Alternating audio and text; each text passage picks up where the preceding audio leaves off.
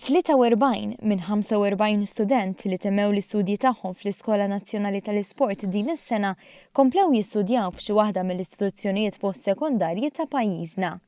Dawn huma l-istudenti li ffurmaw l-ewwel grupp li żanżan l-idea ta' skola dedikata għal taħriġ speċjalizzat fl-isports f'Malta, li għall-kuntrarju ta' dak li jaħsbu ħafna tħaddam fiha wkoll it-tagħlim akademiku li jkollhom skiel sekondarji oħra.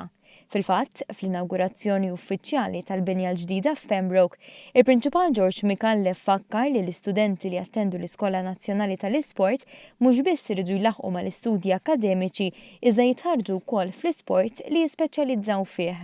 Nistgħu ngħidu li dan l-investiment mhuwiex biss wieħed fiżiku, iżda wkoll investiment fl-atleti tal-futur u anke wkoll l-istudenti għaliex il-kunċett tal-Iskola Nazzjonali tal-Isport huwa proprju il-karriera doppja, il-dual career path.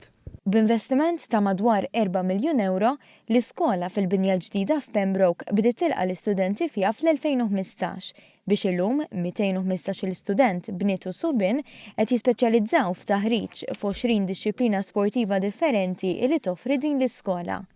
Il-prinċipali nnota kif ir-riżultati mhux biss akademiċi tal-ewwel grupp f'din l-iskola urew kif l-aspettattivi u l-għanijiet qed jintlaħqu. U għandna wkoll numru ta' żgħażagħ atleti li diġà rrappreżentaw lil Malta fl-ogħla livell, saħansitra għandna studenti li huma champions nazzjonali ħadu sehem għal Malta fil-lob tal-pajjiż iż-żgħar minkejja l-età tagħhom u aħna nittamaw li nkomplu nikbru nkomplu ntejbu u nitgħallmu mill-esperjenzi tagħna. Il-Ministru tal-Edukazzjoni Evarist Bartolo indirizza lil ġenituri preżenti għall-inaugurazzjoni fejn qalilhom li għalkemm huwa tajjeb li jkunu mirati l-ogħla standards possibbli, it-tfal għandhom jitħallew jiżviluppaw bil-mod uniku tagħhom.